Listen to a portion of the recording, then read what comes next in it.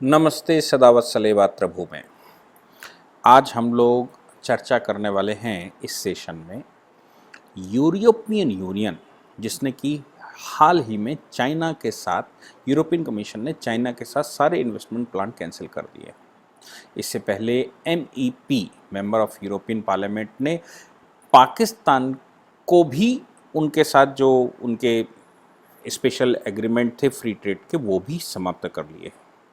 European union के पास पैसा है, संसार भर लूट कर वो बैठे हैं।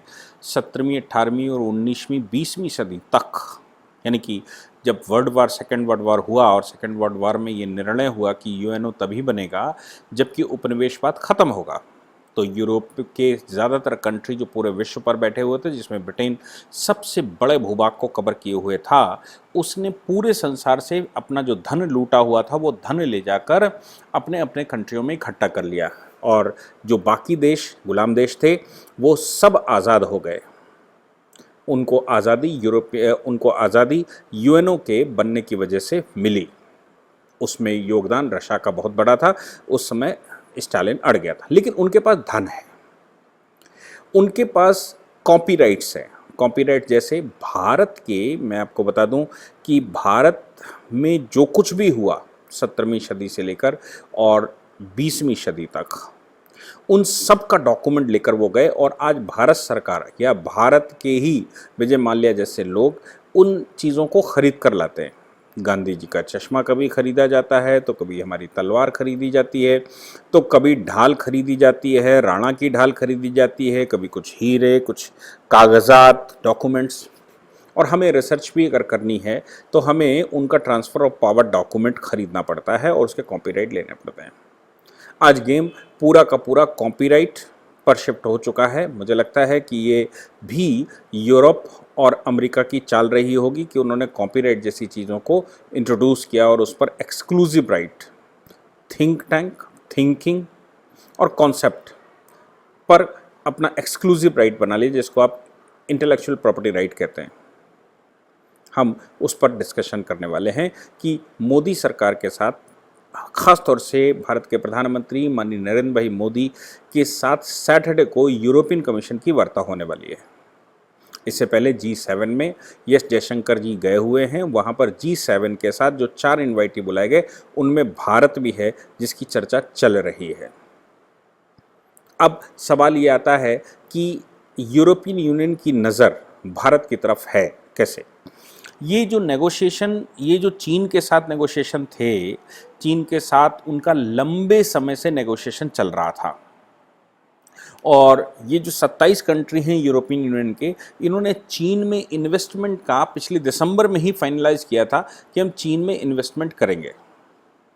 लेकिन वो जो उनके बीच में दरार शुरू हुई, ख़ास तौर से यूरोपियन यूनियन ने जो शिनजियांग प्रांत के 4 ऑफिशियल्स को बैन किया, उसके बाद उसके काउंटर अटैक में चाइना ने यूरोपियन यूनियन के अधिकारियों को अपने यहाँ ब्लैकलिस्ट किया। इस वार्ता में जब काफ़ी आगे बात बढ़ गई और ख़ास तौर से US जब चाइना के पीछे पड़ गया और ये निर्णय हो गया कि चाइना के साथ अब विश्व का कोई भी कंट्री संपर्क नहीं रखेगा, उसमें जो भागीदारी बहुत बड़ी रही वो हिंदुस्तान की रही, उस समय ट्रंप सरकार की रही, जिसमें गलवान का एक विशेष योगदान था। गलवान का योगदान से मतलब कि चीन को कोई रोक नहीं पा रहा था। जब गलवान हुआ तो भारत सरकार जब सामने खड़ी हुई चीन के, तो चीन के ना उगलते बना ना निगलते बना, इसलिए चीन को वहाँ से वापस जाना पड़ा और दूसरी तरफ चारों ओर से चीन घेर लिया गया। अमेरिका ने जब इस तरह के स्टेप्स लेने शुरू किए तो यूरोप तो उनके पीछे ही रहता है। यूरोप ने उनके साथ चाइना के खिलाफ स्टेप लेने शुरू किए और अब यूरोपियन यूनियन ने और यूरोप के सभी कंट्रियों ने लगभग, इंक्लूडिंग अमेरिका, उन्होंने सबने चाइना के साथ लगभग संपर्क तोड़ से लिए हैं और अब ना इन्वेस्टमेंट वहाँ जाएगा, ना उनके पास टेक्नोलॉजी जाएगी, ना ही कोई आगे संबंध चलेगा। लेकिन अब यूरोप ने जो संसार भर का पैसा लूटकर 17वीं सदी से लेकर और 20वीं सदी तक रखा, वो पैसे का कैसे उससे धन कमाएं, तो कहीं ना कहीं इन्वेस्टमेंट करना पड़ेगा। इन्वेस्टमेंट की दृष्टि से चाइना के बाद अगर संसार में कोई सबसे अच्छा फ्रूटफुल लैंड मानी जाती है तो वो हिंदुस्तान मानी जाती है। कारण क्या है?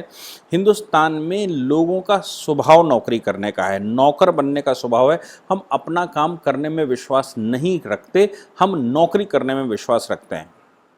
अब हमने चूंकि नौकरी करने में विश्वास है, गुलामी दिमाग से उतर नहीं पा रही है, इसलिए हम उस रास्ते पर चल पड़े हैं कि हमें गुलामी करनी है, हमें नौकरी ही करनी है।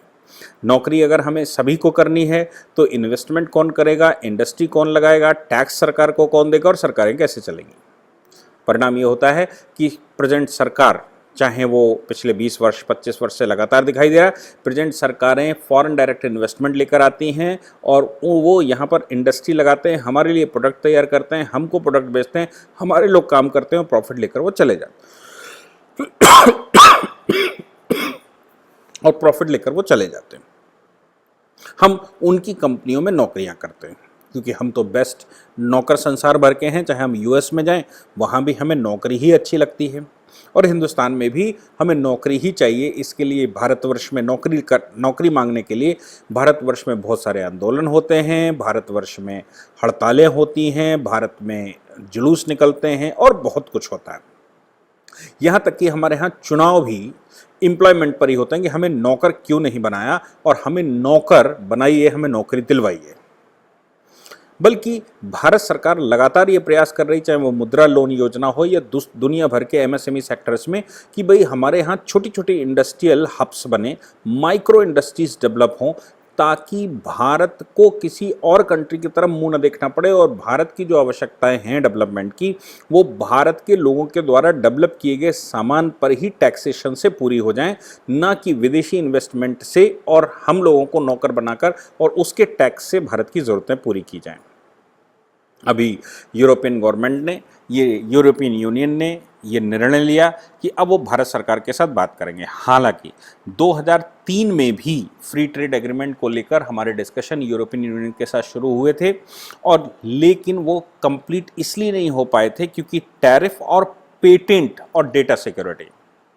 मैं पिछले 2-3 दिन से, जब से यूएस ने आईपीआर का इशू उठाया है, तब से लगातार बोल रहा हूं कि पेटेंट और डेटा सिक्योरिटी, ये यूरोप की 2013 में कंसर्न था कि वो ये कह रहे थे भारत में कि आप अपने यहाँ के आईपीआर चेंज करिए, इंटेलेक्चुअल प्रॉपर्टी राइट के जो लॉज हैं उनको चेंज करिए, हमारे डेटा कैसे प्रोटेक्टेड रहेगा और पेटेंट हमारे पास रहेगा, यानी कि मेन आमदनी करने वाले on the basis of patent हम हो गए और तुम खाली के खाली कर्मचारी रहोगे। उन बातों पर जो भी नेगोशिएशन हुए 2013 में नहीं हो पाए। अब वो नए सिरे से जो नेगोशिएशन शुरू हुए हैं नरेंद्र मोदी सरकार के साथ, सैटरडे को वार्ता है। इस वार्ता में क्या निर्णय होगा पता नहीं, लेकिन 2-3 इशू मेरे जो लगातार उठते जा रहे हैं, जो जिस पर मैं दृढ़ होता जा रहा हूं कि क्या अमेरिका और यूरोपियन कंट्री अब चाइना के पर दृष्टि डाल चुके हैं और क्या उनको अब एशिया दिख रहा है सबको बिल्कुल? क्या ये 17वीं सदी की तरफ जा रहे हैं? अगर ये सभी 17वीं 17th सेंचुरी की तरफ जा रहे हैं कि उनको लग रहा था कि यहाँ नौकर कर्मचारी पाए जाते हैं और यहाँ जातिगत और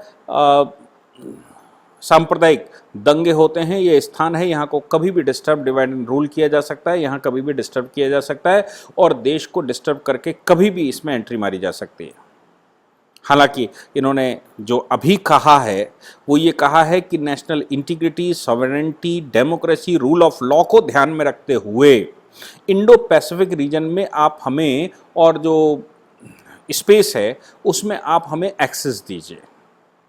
वो किस बात की एक्सेस इंडो पैसिफिक रीजन में मांग रहे हैं और क्यों मांग रहे हैं, ये बड़े गंभीर विषय हैं जिनके दूरगामी परिणाम भारत को झेलने पड़ सकते हैं। हालांकि मोदी है तो मुमकिन है ऐसा सोचते हैं, लेकिन आज जो सरकार 2014 में मिली वो सरकार इतने कांटों में भरी हुई थी कि पहले उस समय हमारे पास जो हमारी आर्मरीज है उसमें स्क्रैप भरा हुआ था। धीरे धीरे करके नरेंद्र मोदी सरकार ने अपने यहाँ के हथियारों को सुदृढ़ किया ताकि वो युद्ध लड़ सकें, आधुनिकीकरण किया गया, फिर इंफ्रास्ट्रक्चर पर काम हुआ, फिर कम्युनिकेशन पर काम हुआ, फिर एजुकेशन पर काम हो रहा है, और सबसे महत्वपूर्ण बात कि जो इस्लामिक चरमपंथ भारत में बढ़ रहा था मुस्लिम तुष्टीकरण की वजह से, उस तुष्टीकरण पर काम करने की कोशिश की।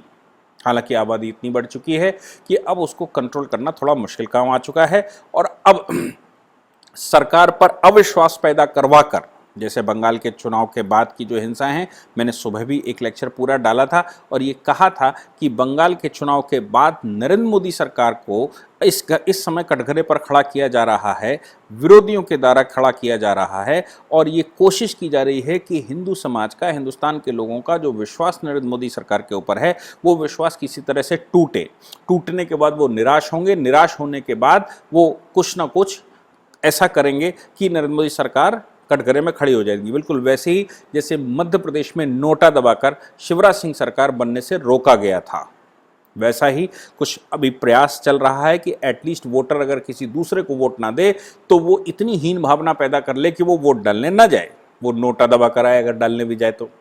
ऐसा माहौल बनाने का प्रयास भारत में चल रहा है। लेकिन इन सब परिस्थितियों के बीच में हमारे कॉपीराइट का इशू, हम अब चूंकि सॉफ्टवेयर इंडस्ट्री से पूरा सब कुछ भर चुका है, सब कुछ ऑनलाइन हो चुका है, सब कुछ कंप्यूटराइज हो चुका है, और जिस पर पूरा अधिकार, इंटेलेक्चुअल प्रॉपर्टी को लेकर पूरा अधिकार या तो यूएस की कंपनियों के पास है या फिर यूरोप की कंपनियों के पास है। और ये उनका इशू भी है कि यूएस कह रहा है कि भारत में सबसे ज़्यादा वायलेशन होता है इंडियन इंटेलेक्चुअल प्रॉपर्टी राइट का, इसलिए भारत में कानून बनने चाहिए। और यूरोपियन यूनियन भी ये कह रहा है कि भाई ट्रेड का क्या होगा पेटेंट का, क्या होगा डेटा सिक्योरिटी का।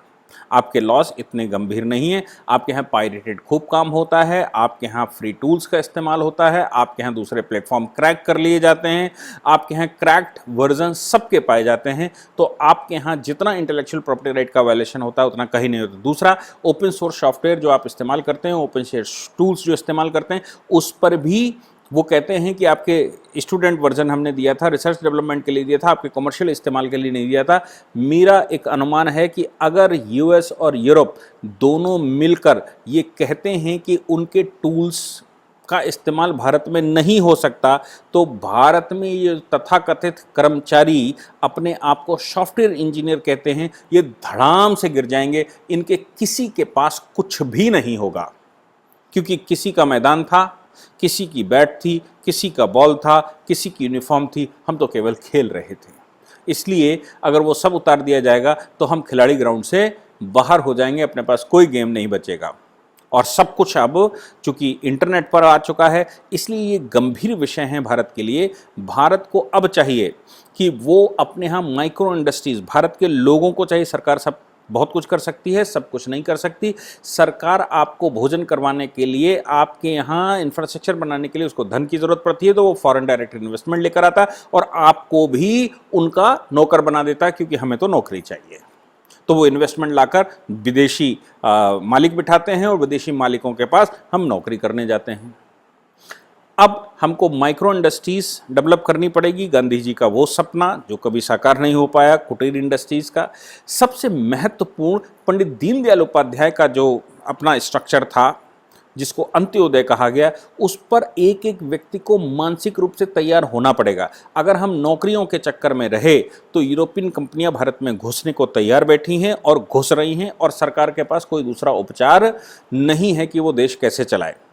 तो फिर हम को कुछ सेक्रीफाइस करके नौकरियों के अलावा कुछ अपना काम करना पड़ेगा। भारत को एक माइक्रो हब बनाना पड़ेगा और तब भारत को बचाया जा सकता है। नहीं तो अब मैं देख पा रहा हूं कि इस समय 17वीं सेंचुरी का जो हाल था, 17वीं सेंचुरी में यूरोप जिस प्रकार हमारी तरफ दौड़ा था, वैसे ही फिर से हमारी तरफ उसके कदम बढ़ रहे हैं। परिस्थितियां अलग अलग हो सकती हैं, लेकिन भविष्य की परिस्थितियां कब खराब हो जाएंगी कोई कुछ नहीं कह सकता। अब तो यूएस भी एक पार्टिसिपेटर है, क्योंकि उस समय यूएस पार्टिसिपेटर नहीं हुआ करता था, यूएस खुद एक गुलाम देश था। लेकिन अब यूएस भी एक पार्टिसिपेटर है जो इसी फिराक में है जो यूरोपियन कंट्रीज रहे हैं, और यूरोपियन कंट्रियों ने भारत में, और भारत में क्या पूरे एशिया में जो तांडव मचाया था 17वीं सदी में, 18वीं सदी में और 19वीं और 20वीं सदी के मिड तक, जब तक सेकेंड वर्ल्ड वॉर नहीं हुआ था। ये हम सबको सोचना होगा कि हम भारत में अब कैसे सरवाइव करेंगे। जो चीज़ें ऑनलाइन हो चुकी हैं उसको भारतीय टूल कैसे हम बनाएंगे, धीरे धीरे ही सही, लेकिन भारतीय टूल बनाकर हम ओपन सोर्स भारत के लिए छोड़ दें, तो ये आपका देश के लिए कंट्रीब्यूशन होगा, आपका अपने देश के लिए कंट्रीब्यूशन होगा, अपने आने वाली पीढ़ियों के लिए कंट्रीब्यूशन होगा। अदरवाइज सारे प्लेटफॉर्म उनके हैं, सारी टेक्नोलॉजी उनकी है और हम तो सिर्फ कर्मचारी हैं, लैंड है। जैसे इंग्लैंड ने जब हमारे ऊपर कब्जा किया था तब भी कुछ ऐसा ही हुआ था कि हमारा रॉ मटेरियल होता था, वो उसको प्रोसेस करते थे और हमको ही बेचते थे और सारा मुनाफा लेकर चले जाते थे और हम ही काम करते थे उसमें। मैं देख पा रहा हूं कि हम वैसी ही परिस्थितियों में अपनी मानसिक स्थिति की वजह से आ चुके हैं जो सरकारों के वश में नहीं है, सिर्फ और सिर्फ जनता कर सकती है। अभी तात्कालिक रूप से हमको तो ये दिखाई दे रहा है कि लाभ इससे मिल सकता है, लेकिन इसके बड़े दूरगामी परिणाम हैं। ये भारत के युवा को सोचना पड़ेगा कि वो नौकरी ढूंढने के बजाय क्या कोई माइक्रो टेक्नोलॉजी के फील्ड में काम कर सकता है, क्या वो माइक्रो इंडस्ट्रीज़ के रूप में काम कर सकता है, क्या वो कुटीर उद्योग के रूप में काम कर सकता है, क्या वो अंत्योदय के लिए काम कर सकता है और छोटी छोटी चीज़ों को मिलाकर कुछ बड़ा करने का भारत में प्रयास कर सकता है। क्या हम उस प्रकार के जोन्स बनाकर काम कर सकते हैं, ये हमको सोचना होगा। अदरवाइज़ ये जो न्यूज़ आई कि मोदी जी से सैटरडे को यूरोपियन कमीशन बात करना चाहता है और वो इन्वेस्टमेंट यहाँ लेकर आएगा, तो ये ऊपर लोगों को, जो नौकरी की प्रवृत्ति रखने वाले, नौकर प्रवृत्ति रखने वाले लोग हैं, उनको अच्छा लगेगा कि भारत में इन्वेस्टमेंट आ रहा है। लेकिन गहराई से सोचेंगे तो कितना खतरनाक होता जा रहा है और सरकारों के पास कोई उपचार नहीं है, क्योंकि हमारी मानसिकता काम करने की बन गई, हमारी मानसिकता नौकरी करने की बन गई है। तो मालिक कौन हो? तो मालिक तो आपको बाहर से ही इंपोर्ट करने पड़ेंगे, और बाहर से अगर इंपोर्ट होकर आएंगे तो भारत में क्या खेलेंगे, कैसे खेलेंगे, ये भविष्य तय करेगा। इसलिए आज मैं पूरे देश से आह्वान करता हूं कि छोटी छोटी चीज़ों को लेकर, ख़ासतौर से जो सॉफ्टवेयर टेक्नोलॉजी के मामले की बात है, जो ऑनलाइन टेक्निक की बात है, उसको अपना ओन भारत का सिस्टम बनाइए। अदरवाइज़ हम बहुत पछताने वाले लोग बन जाएंगे। मुझे उम्मीद है कि भारत के लोग ऐसा करेंगे और सरकारें उनका सहयोग भी करेंगे। Thank you very much.